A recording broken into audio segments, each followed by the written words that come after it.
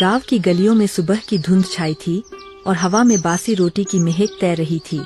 यह महक सिर्फ रोटी की नहीं, बल्कि एक परिवार के संघर्ष की थी। अम्मा, फिर वही बासी रोटी। स्कूल में सब मुझ पर हंसते हैं। बेटी, ये रोटी बासी नहीं, हमारे प्यार की गर्मी है, खा ले। प्यार? ये प्यार हमें भूखा मार देगा। बाबूजी की बात बस यही है। भैया तो हर बार गुस्सा क्यों करता है? अम्मा तो बस हमें संभाल रही हैं।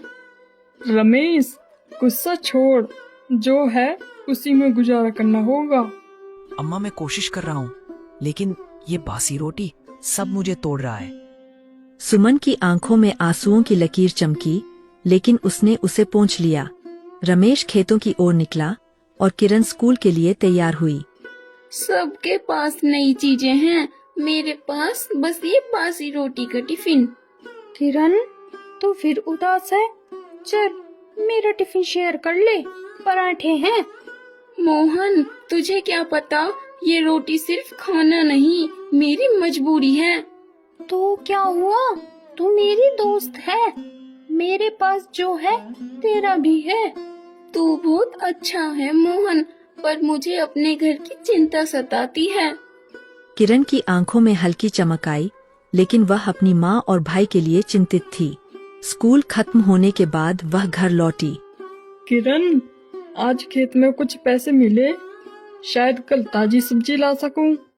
अम्मा, ताजी सब्जी से क्या? बाबूजी के बिना सब बेस्वाद है। बस अब और नहीं, मैं शहर जा रहा हूँ, वहाँ काम मिलेगा।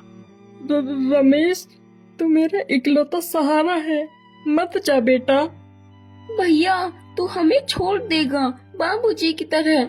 मैं तुम्हें छोड़ नहीं रहा, मैं तुम्हारे लिए कुछ करना चाहता हूँ। रात गहरी हो गई। घर में सन्नाटा था, लेकिन बासी रोटी की महक हवा में तैर रही थी। रमेश का मन डगमगा रहा था। किरण सुन, तेरे बाबा को खेत में मजदूर चाहिए, रमेश भैया को बोल। सच मोहन, भैया को बताती हूँ। मोहन, तेरा बाबा मुझे काम देगा? मैंने कभी खेत में काम नहीं किया। भैया, मेरे बाबा कहते हैं मेहनत का कोई स्कूल नहीं होता, चल सीख जाएगा। रमेश, ये मौका मत छोड़, शायद यही हमारी नई शुरुआत हो। रमेश मोहन के साथ खेत की ओर चला। किरण और सुमन घर में थीं। मन में एक छोटी सी उम्मीद जगी। किरण, तेरे भैया ने आज खेत में काम शुरू किया, सब ठीक हो जाएगा। अम्मा, क्या हम कभी ताजी रोटी खा पाएंगे बिना इस महक के? बेटी, ये महक हमारे संघर्ष की है, इसे प्यार करना सीख ले।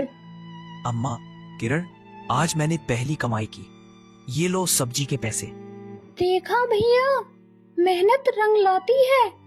घर में हंसी गूंजी। बासी रोटी की महक अभी थी, लेकिन उसमें अब उम्मीद की खुशबू घुलने लगी थी। मोहन, तेरे बाबा ने भैया को काम दिया, मैं तुझे कैसे शुक्रिया कहूँ? शुक्रिया मत कह, बस कल अपना टिफिन शेयर कर। ही पक्का मोहन, पर मेरे टिफिन में भी फिर बासी रोटी होंगी। बासी रोटी भी प्यार की महक होती है किरण। अम्मा, आज फिर कुछ पैसे मिले, अब हम सब्जी के साथ दाल भी बनाएंगे। बेटा, तूने मेरी उम्मीद जगा दी, अब ये घर फिर से घर लगता है। भैया, सच में? मतलब अब बासी रोटी नहीं खानी पड़ेंगी? अरे किरण, बासी रोटी तो तेरी पहचान है, उसे तो मत भूल। मोहन, तेरा बाबा और तुमने हमारा घर बचा लिया। अम्मा, ये तो शुरुआत है, मैं और मेहनत करूंगा, किरण को पढ़ाऊंगा। रमेश की मेहनत ने घर में नई रोशनी लाई।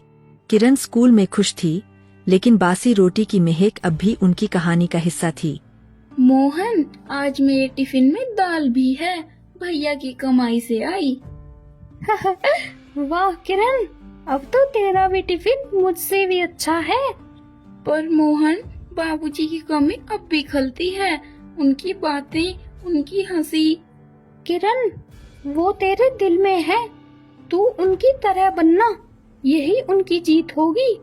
किरण चल घर, आज मैंने ताजी रोटी बनाई है। घर में ताजी रोटी की खुशबू थी, लेकिन बासी रोटी की महक किरण के मन में अब भी बसी थी। बाबा, आपने मुझे मौका दिया, पर मैं और जिम्मेदारी लेना चाहता हूँ। रमेश, मेहनत करने वाला कभी खाली नहीं रहता। तू खेत का हिस्सा संभाल ले।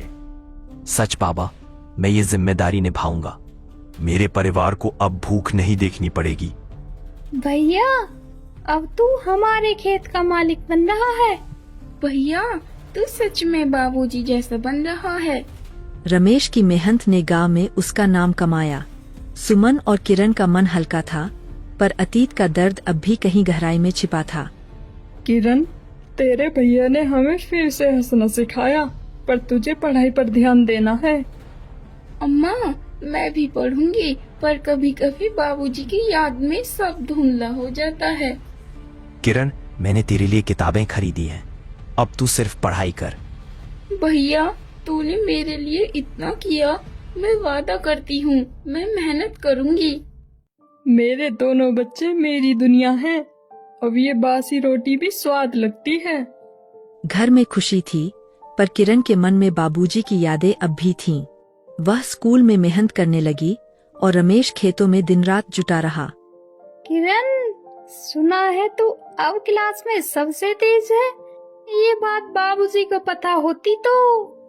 मोहन, बाबूजी होते तो मैं उनके लिए कुछ बड़ा करती, पर अब उनके बिना। किरण, तू जो कर रही है वो बाबूजी के लिए ही है। तू उनकी बेटी है। किरण, तेरी टीचर ने कहा तो इम्तिहान में अव्वल आएगी। अम्मा, ये सब भैया और तेरे लिए है।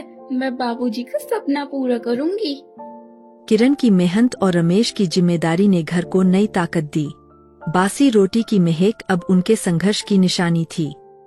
बाबा, मैंने कुछ पैसे जोड़े हैं।